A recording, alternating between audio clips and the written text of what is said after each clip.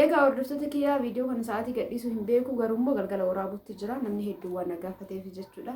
Lafuma gadi ta'e gahee taa'ee dhugaa dubbachuu ni mul'ata miti sagaleen kiyyoo isin dhagahame wanni biraa waamaa rakkoo hin qabu jechuudha. Egaa itti aansuun baay'een ijoollee horoonni waan garaagaraa nagaafattan jechuudha. Fakkeenyaaf amma tiraas darbii kana ofii kiyyaa dalagsiifadhe bifa gamanaa kanaan akkanatti dalagsiise gamanaan immoo nuuxxii dalagsiise garuu gabariin miti garanaan illee uffata garanaan illee uffata kana jechuun yoo barbaade akkanatti fayyadama bifa kanaan jechuudha. Gartanii akkanatti fayyadama yoo barbaade immoo akkana garagalchee fayyadama. Yeroo matakkatti tiraas carqii aynaa lama godhachuu dandeessa jechuudha. Guddaa kanallee isinitti agarsiisa. Gartanii fakkeenyaaf kun yoo barbaadan isin akkana gootanii bifa tokko isin hawwisiise mootu yookaan bifa tokko hoo isin godhe immoo garanaan bifa biraa gootanii diimaa ta'e gurraacha ta'e qaybunni ta'e muluma gootanii yoo barbaadan garanaan akkanatti afatu dandeettanii yoo barbaadan akkanatti kaa'achuu dandeettan jechuudha. Hordoftoota kiyya wanti an kana isin himee fi namoonni hedduun gatii warri nama gaafattan gatiin meeshaa akkaatama namni hojjechiisan jechuudha. Gatiin gadi bu'aa jira. Fakkeenyaaf amma ka duuba kana gabariin godhamuu fi carqiin tokko miti gabariin ni qannasa carqii yoo ta'u ni dabala carqii yoo ta'u kama asii fi hisaaba asii fi fudhatan duuba kanaaf illee dachaa fudhata jechuudha. Walumaa galatti yoo isin bira ani immoo akkana dalagsiise jechuudha. Fakkeenyaaf dachaa ama tiraasiin tun tiraas carqiin isii yoo 300 kan dalagsiifamu ta'e ka fuula kanaatii fi ka gabarii asii wajjin yoo kanaan ta'e immoo 600 ta'uu danda'a jechuudha. Dachaadha maaliif carqiin kun illee dachaa waan ta'eef kunis dachaa waan ta'eef. Egaa kana isin jedha akka biraa immoo namoonni hedduun gatii warqii nagaafattanii dhugaa dubbachuuf viidiyoo kana baay'ee dabaraa ture nama hedduu nagaafata gatii warqii jechuudha. Warqii mormaa biyya keessatti bitachuu yommuu biyya keessaa giraamni tokko qarshii meeqa warqiin biyya keenya keessatti akkamii yoo qabannee galle gurgurachuu dandeenya. Yeroo ammaa kana lafa bituudhaaf lafti hedduu nama yaaddessa. Itoophiyaa keessaa warqii bitannee yoo galle gara biriitti jijjiirachuu dandeenya. Warri naan jettanii naa bilbiltan lakkoofsa hin qabdan. Hundumaafuu adda isinii waa jechuudha. Sa'aatii viidiyoo raabanii miti haa ta'u gaadidduun kiyyaana mul'ata kan akka ta'e. Salaamtallee hin daganne hordoftoota kiyya. Assalaamu alaikum warahmatullahi wabarakaatu. Jirra jirtu obboleeyyan kee jaalatamuu fi kabajamoo.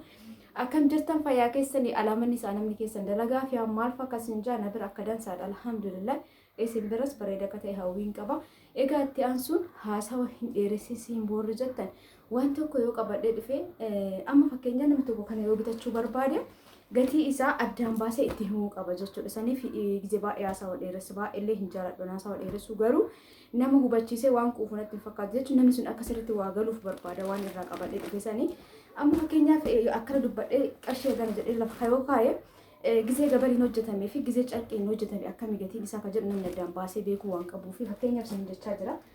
Kanaaf yeroo baay'ee ibsa isiniin gochuun natti tola jechuudha. Badoomaaf osoo hin taane isinifillee akka hubattanii fi hundumaafuu maal jechaa jirta warqiin giraamni tokko qarshii meeqa nutti himi. Akkasumallee mootu biyya keenya keessa bitachuu yommuu biyya alaatti bitachuu irra wayyaa nuti kanuma dhaga'uu barbaanna jechaa jirtanii mi'aayyee ni dhageettan. Kana yoo isin jedhu ani itti yaadee mana bahee Adaamaa keessa mana warqii hunda deemee hin gaafanne akka tasaa ta'ee birrii ijoolleedhaaf sarpiraayizii haadhaaf fa'a ijoollee fa'a namni bitatee jira. Isa bitoo deemu cinaan gaafadha jechuudha. Sanirraa odeeffannoo tokko isin gaha. Namoonni wanni garuu dhibbaan irratti bitadhaa isin jedhu biyya keenya keessatti wanta homa bittanii gize galtan uffata maalii kophee san guutan warqii ka gurraa ka mormaa harka keessan irratti ta'uu dandeettan quba 5 irratti quba 10 irratti hojjettanii galtanii faayidaa guddaa isin qaba jedhetti yaada. Alaa bitachuu yommuu biyya keessa bitachuu warri jettanii na gaafattan kana dhibbaan shuurii ta'ee yookaan ergixanya yookaan akkam jedhee isin dhibbaan jechuun xumuramee jira jechuudha. Yaanni ani isin himu deemu alatti bitattanii osoo galtanii dansaadha.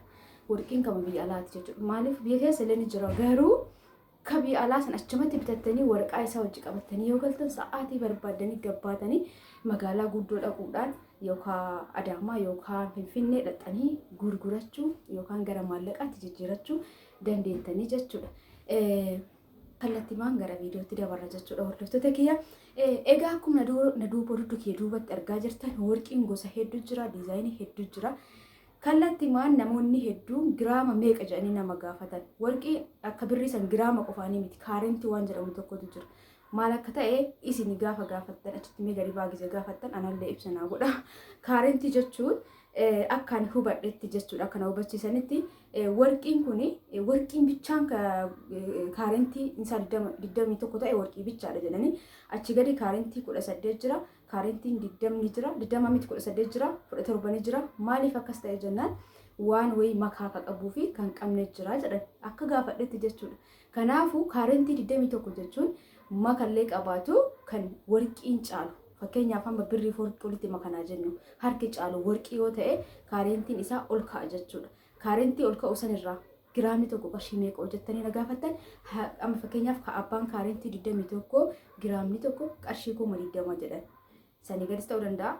Amma gisee isin bittan sanii olis ta'uu danda'a jechuudha. Deebi'ee immoo abbaan kaarentiin 18 qarshii 15,000 fi wajjaanitiin natti himan jechuudha. Dhaabbata miti waan jala muree akkan isin jedhu hin qabu jechuudha. Kana jechuun kaarentii isaatti murteessaadhaan isin jaalattoota kiyya.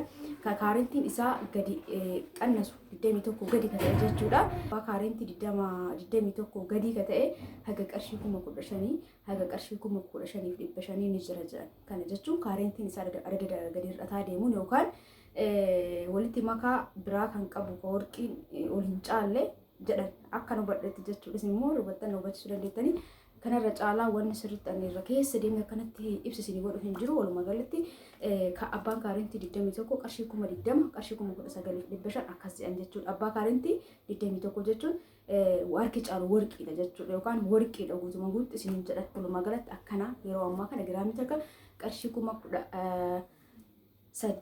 8,16,15,500 waan isin jedhu kana kaarentii isaati irratti hundaa'anii giraama qofa jettanii waan gaafatanii miti. Jalqaba kaarentii isaa gaafatanii isaanoo kaarentii yoo ati giraama tokko naa kenni jetteen abbaa kaarentii meeqa barbaadda isin jedhan.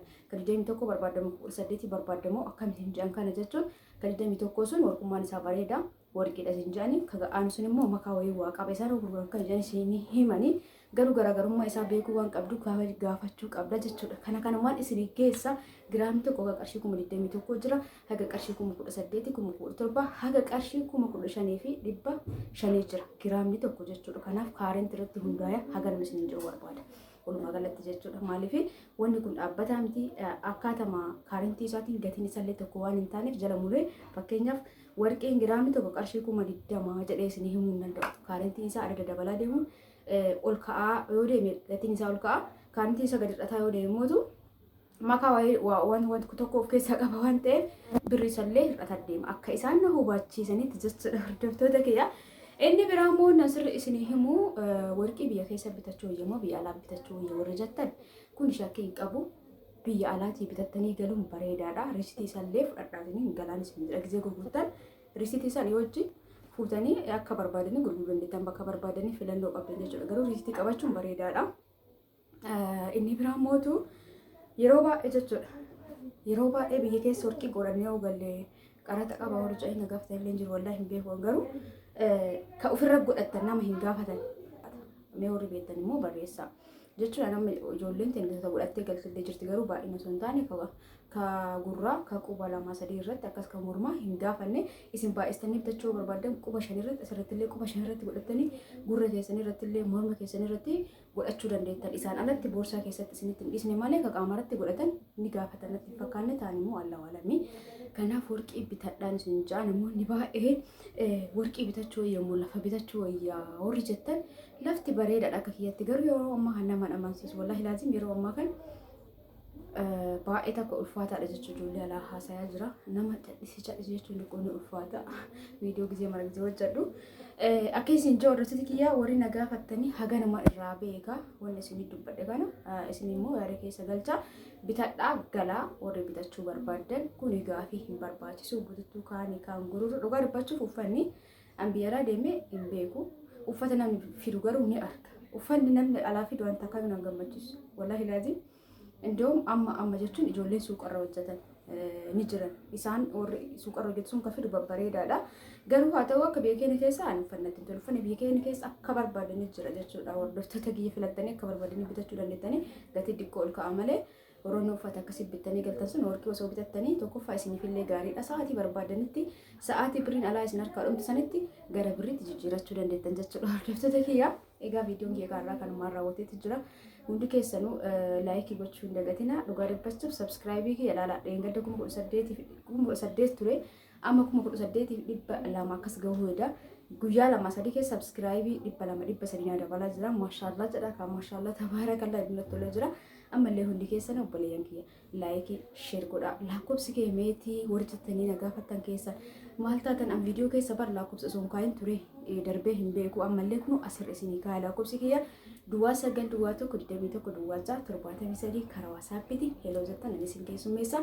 Namoonni meeshaa babbareedaa barbaadan meeshaa babbareedaa isin ajaja jechuudha. Garuu YouTube Zama Online irratti meeshaa argattanii asirratti immoo waan tokko tokkoon walitti dhufne walitti haasofna walitti xaafannaa jechuudha. Hordoftoota kiyyaa waan tokko tokkollee walirraa baranna. Akkana isin jaala kosi asirraa fudhadha karaa WhatsAppiti heloo jedha. Afata babbareedaa barbaadan akkuma tanaan dura beektan san babbareechisa isin kan dalagsiisuu danda'uudha. Majalisa illee majalisa babbareedatu bahaa jira. Obsaan eeggadha viidiyoo YouTube sanirratti eeggattanii siin jaa. Hundi keessanuu chaanala san subscribe gochuu hin dagatina. Ammallee irra deebiidhaan kanallee sinillee subscribe godhaa waan itti kafaltan hin jiru waan ta'eef jechuudha. Egaa dadhabeeti jira kana caalaa haasa'uun akkana isin jaa hordoftoota kiyyaa. Gaaffii keessan ka yeroo qabaadhee tokko tokko kan deebisuu qabu isinii deebisa kan isin barbaachisu ta'e jechuudha. Egaa natti muunfatina warri gaaffii tokko tokko isinii hin deebisne. Egaa viidiyoon kiyya kanuma raawwateeti jira. Viidiyoo biraatiin angolitti deebi'utti hundi keessanuu bakkuma jirtanitti fayyaa keessanaa tura. Isin jaaladha isin kabaja halkan ka'ee keessanaa bula. Bye bye.